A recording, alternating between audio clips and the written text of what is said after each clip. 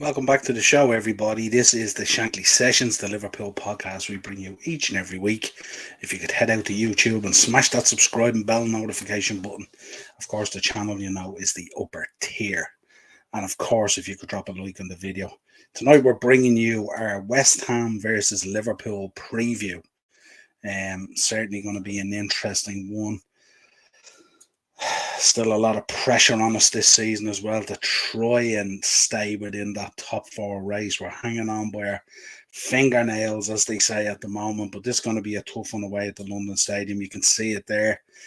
That man, Luis Diaz, great to see him back playing and stuff like that. And God, seeing him in that kit there, you'd nearly begin to kind of like that white kit, wouldn't you? But it's a horrific kit. It's just there's no look with it. It's horrible. And looking at that kit now and reminds you, good Lord, how things have been going this season. I don't know. Has there been, let me know in the chat actually, has there been a match that we played well in that white kit?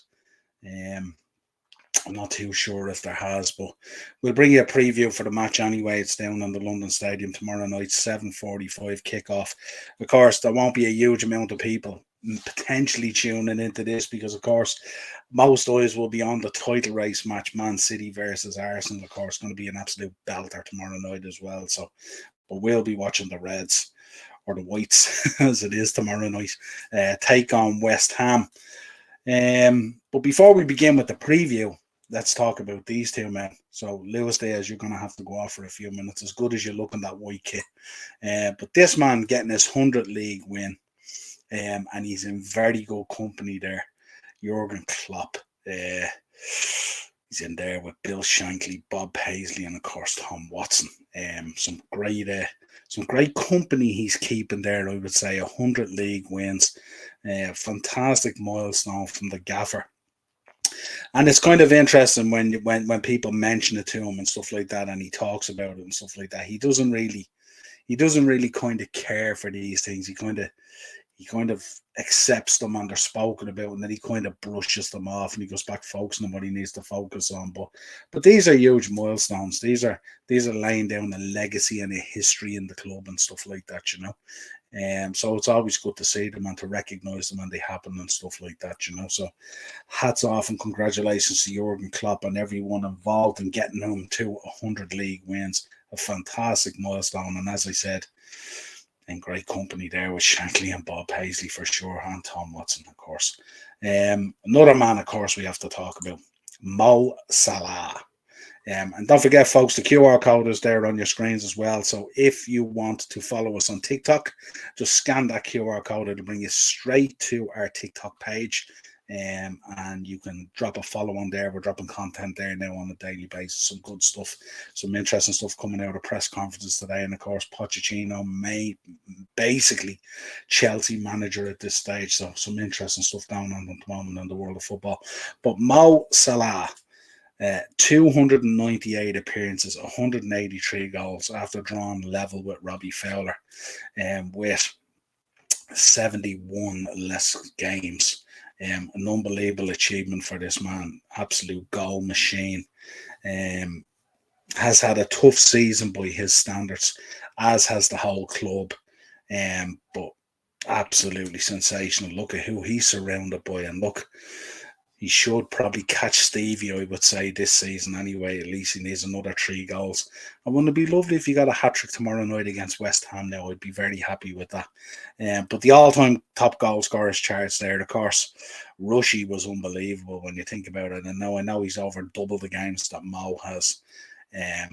But Ian Rush at the time, 660 appearances, 346 goals. What a player Ian Rush was. And of course, the great Roger Hunt. And all the way down as far as Oldham, when you go Robbie Fowler, Kenny, of course, Michael Owen. Imagine if Michael Owen had stayed at Liverpool, what that might have been. And of course, all the way down to Harry Chambers. But congratulations to Mo Salah, drawing level with the man we know as God. And I'm sure you're seeing Fowler, his tweet the other day about it when he turned around and he says, I'm sick of this guy, Mo Salah. It's absolutely brilliant, you know. But you know, he was absolutely chuffed for him. Fowler, he's a top lad, top lad. But congratulations to Mo Salah. 183 goals, strong level with Robbie Fowler, 298 games. Brilliant, and long may it continue. Right, so let's get into this preview. Where do we begin? You look at West Ham absolutely scoring goals for fun. Was not only a couple of weeks ago we were talking about David Moyes getting the sack and all this kind of thing. It was absolutely crazy. And of course, West Ham now in the semi-final of the Europa Conference, with a semi-final against AZ Alkmaar. Coming up. Also, they've turned around their league form and badly needed to. They were in free fall, but now they seem to be scoring goals for fun. Put 4 past Bournemouth there at the weekend, scoring goals for fun, but they're also keeping clean sheets as well, but looks pretty good as well. On the other hand, we're scoring goals for one, but the old demon has come back again. We're kind of shipping a few goals again now. The Nottingham Forest game, absolute crazy, as the gaffer said the other day, ended in chaos, and it certainly did, and could have easily ended in a draw. Brendan Johnson with a great chance at the death. But we got through it and we won 3-2 and we got the 3 points. And the gap now, as you can see in the league, the gap for us now is 9. And United have a game in hand. So, again, I would say I think they've Spurs coming up. Again, I would say we need Spurs to do us a favour and pick up a win there. Because I think now 9 points with a game in hand, or 9 points to Newcastle, say it's pretty much the same thing. It's going to be a tough task over 7 games. You would need a real capitulation by both these teams. Man United now can totally focus on the league. They're through to the final of the FA Cup against where they'll meet City. And that's where they'll be trying to potentially block this potential treble, let's say. So let's see what happens there. But if you look at the 2 positions of 2 clubs, we're clinging on to hopes of a top 4. But it's going to be an absolute stretch. And tomorrow's going to be a tough game against West Ham. They're never easy. They're always physical. There's always something comes up in them and stuff like that. And again, that coupled with that white kit. Redbird is in the comments. How are you, Redbird? Good to see you tonight, mate. Let me know what your thoughts are on this game and stuff like that. We will be going through lineups and all that kind of stuff. So let me know what your thinking is on it. But it's going to be tough. And if you look at both of us, you look at West Ham there on 34 points. I think anything around 37, I think you're going to be okay the way things are shaping up at the moment. I think there's a lot of teams down there playing each other at the moment, taking points off each other and stuff. So the movement at the bottom, although there's teams switching in and out, Leicester got a big win, as we said last night on the Monday mashup. Leeds, again, struggling, lost again to Fulham. So they're struggling. Bournemouth actually got whopped by West Ham 4-0. So there's a lot of teams still in free fall, and I think that bottom section will condense even further. But I think it's a strange one, but I think 37, 38 points might see you there. So that's how West Ham are going to be thinking. They're going to be thinking, let's get the 37, 38 points, put that gap between us and that bottom kind of section in that relegation battle, and then they can focus solely on that Europa League conference. And I'm sure that's what they want to do, grab a bit of silverware this year, and they have a great chance to do it because they are a good side and much better than what their league position would suggest. Let's have a look, see if there's any, let's see what the team news is looking like.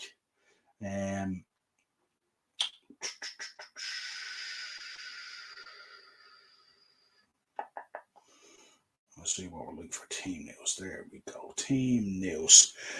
For West Ham at the moment, it's only Scamacca seems to be out at the moment. He's recovering from knee surgery, so everyone else is pretty much available. Agbona was past fit, so he'll be involved, no doubt. Danny Ings, of course, our old mate from Liverpool. He'll be. It looks like he's going to start from the subs bench, but you know, who would say that Danny Ings may not come on and score a goal? This is what happens at times, you know. So Danny Ings there as well. Redbird, gotta go. Something has come up. I'll catch the replay. No bother at all, man. You're welcome. Acers in the comments. United will struggle because they will miss Bruno Fernandes creative going forward. Yeah, absolutely. But this is a big one for us. I mean, obviously we know there's issues there. Bobby Firmino now with a muscle problem. Naby Keita, as we know, is kind of in, what did they say, partial training or something like that. Man has been in partial training since he joined the club, for God's sake. Stefan Bietic, as we know, the abductor issue, he's gone for the season, and hope he comes back stronger next season. He was one of our shining lights this year. And Calvin Ramsey with the knee on the sideline, obviously. So that's our kind of team news. When we go in to look at the lineups and stuff like that, we'll see what the dynamic is of who plays and who doesn't, and what our thinking is on it and stuff like that. And we'll try and tease it out. Ace, as I just said it earlier, that white kit, and obviously it's there, so they're going to be wearing it. But I don't know, with the green kit, would you get away with the green kit with West Ham wearing their colours? You probably wouldn't. You probably need to get more away with the red than you would with the green, but no doubt they'll go with the white. But it's a terrible kit, and it hasn't brought us a whole lot of luck this season, so I wouldn't be holding my breath in relation to it.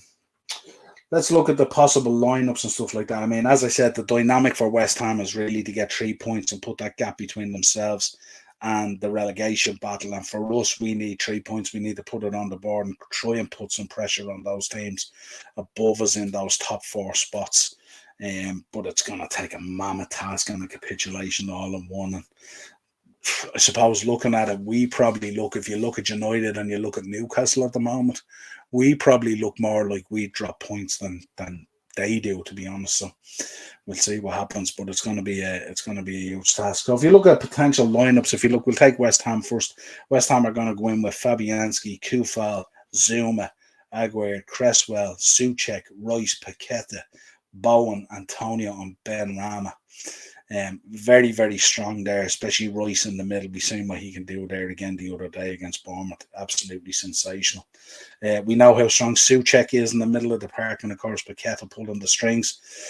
We don't need to talk about Jared Bowen and how sensational he is and stuff like that. We've been linked with him on a number of transfer windows, and of course Antonio, we know the strength that he possesses in terms of the run and stuff like that. And that's something that, I suppose if we look at the Forest game, that's kind of where we fell down in terms of that physical battle there at our defence against their front line. And Antonio would have looked at that as well, along with Ben Rama as well. They would have looked at that and said, if we get a bit physical with these guys, the likes of Van Dijk and Konate, and we know Konate might be a doubt as well, but hopefully he'll make it. If not, who goes in there? There's Joe Gomez going there, there's Matip going there, who knows? But we know that last week when Forest got a little bit physical, the guys at the back kind of didn't fancy it, which is kind of unusual because we'd expect them when they get into a physical battle that's what they would like. But they didn't like it at all last week against Forest. And this week is going to be similar as well. I think Klopp would have looked at that, Moyes, I should say, would have looked at that and said, something, if you put yourself about with these guys, they don't fancy it sometimes. So you could see that, I'd imagine, starting out in the first 5 to 10 minutes tomorrow, they're going to try and get stuck into our back line and just rough us up a bit and see, do we actually fancy it, depending on who the back line is going to be. But we will go through it. But we know the threats that are there. We know even the threats, Souček and all, and Kufal off set pieces when he goes up for them and stuff like that. So there's danger all over the park there in terms of West Ham. So we're going to have to be on it right from minute 1. But we're going to have to kind of lay down a marker. First 10 minutes can't kind of shirk any tackles. We're going to have to get stuck in early, otherwise they'll prey on us, and that nervousness that spread through the team. Diaz has to start. He badly needs game time. Yeah, I just wonder, will he? I mean, if he starts, Jota comes out. Now, some people will say the last couple of games, Jota's played really, really well, but it's kind of first half, it kind of hasn't happened. The second half, he's had to step up. But I don't know. We'll talk about it, Aces, when I bring up the team anyway. And here's our team. This is what we're thinking. So you're looking, obviously, Alisson and goals there. Konate in the back line, obviously, with Trent, Virgil, and Robbo. Probably isn't going to change, depending on the fitness of Konate. So if Konate goes out, who are you going to put in there? If you want Trent playing in that kind of inverted role still, does Joe Gomez come in there? Is he the partner for Virgil? Because he'll go in there and he'll do a bit of a covering job there for Trent as well in that right back position when he's pushing forward. Or do we put Matip in there for the physicality and stuff like that? So let's see what decision he makes there. But hopefully Konate will be all right. You're going to go with a midfielder, Fabinho, and Hendo's going to be in there. And then the question over here is, do you go with Curtis Jones or do you go with Thiago? Now, obviously, from a creative point of view, you'd like Thiago to go in there. But I think the problem that you had, and it's not necessarily a problem that would be in this game. The problem in the last game was they took off Fabinho, put on Thiago, and then Jordan kind of slipped into the six, and it was an absolute disaster. They absolutely tore us asunder through that midfield section in the Forest game. So I don't know. I think he might stick with Curtis because Curtis is he's been okay, and I think he probably wants to look at him even more. And I don't think that the thing about it is, I think we seem to be the ones as fans that are talking about clinging onto a top four. I don't think Klopp's thinking about it at all. I think Klopp is just trying different things at the moment for the season to peter out. We've 7 games to go. Let's see where it takes us. But he wants to try a few things and see what happens and get a kind of a feel for what's needed for the business that needs to be done next summer. Who's going to step up, who isn't, and who does he need to change out, and who does he need to bring in, and all that kind of thing. So he just wants to take a look at people. But I have a funny feeling he might go with Curtis again tomorrow night. I just hope Curtis, if he does, he has a good game, and just in that final third, all the other stuff he does pretty decent, but in that final third, just that decision making, just a bit sharper and a bit on it, you know what I mean? That's what I'd like to see. And then the front line I've put in there, Jota, Nunes and Salah, and Acers thinks I take Darwin out, move Jota, play Diaz on the left. Yeah, you could do that.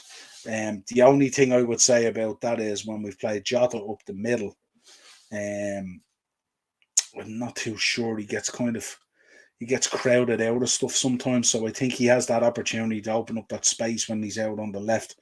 But yeah, it's not a bad shout. I mean, you could also, if you wanted, you could play Luis Diaz out on the left and Darwin through the middle and Salah. So he's loads of options up there at the moment, especially with Bobby being out with the muscle injury and stuff. But there's plenty of options up there. And I think no matter what way you change it, it doesn't really drop off the level, if you like. So if Jota, as you said, goes into the middle and Diaz out on the left, doesn't drop it off. Maybe he wants Darwin in there because he's a big lad in terms of that physicality to go in there against the likes of Zuma and Kufal and all. You might need a bigger guy going in there, even though Jota, his size doesn't normally represent how much he can be as a pest. But they're the kind of decisions that have to be made at the moment. You know, if Kanate doesn't make it, is it Matip or Gomez? What way is he going to do it? You know, does he go with Curtis or does he go with Thiago? I'm just leaning towards Curtis. And then the front three, I think Mo is nailed on. And I think it's whether you could put Darwin up the middle with Luis Diaz out on the left. You could have Jota out on the left. You know, you could have Cody up the middle. I know Cody had a poor outing there the other day, had a decent outing against Leeds. So maybe he might want to put Cody back in to get a bit of confidence. I think when you play against West Ham, it's not necessarily the finesse of your play and the way you play. It's more, you know, there has to be a level of physicality in there as well. And where Cody looks really good dropping deep, picking up the ball and running by players, you know, Rice can have the handle on that and stuff like that, and he likes that kind of situation.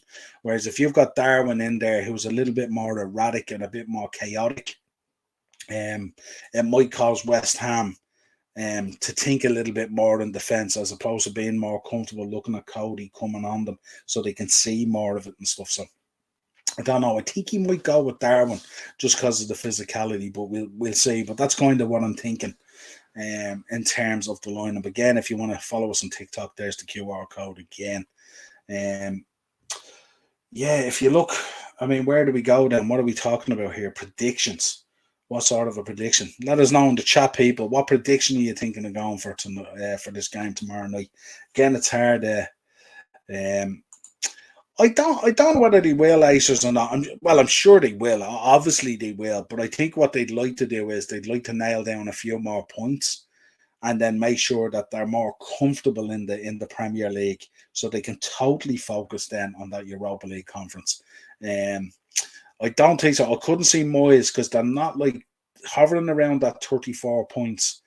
You know, anything can happen the way those fixtures are going at the moment down the bottom and the way the results are going, stuff like that. If you look at that bottom, If you look at the bottom three, it's literally being interchanging with the exception of Southampton every single week, every single game week. So they're not going to feel very comfortable on 34 points.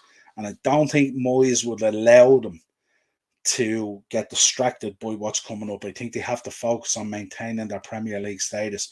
Remember, it's only a couple of results ago they were in the bottom three and there was talking Moyes getting sacked.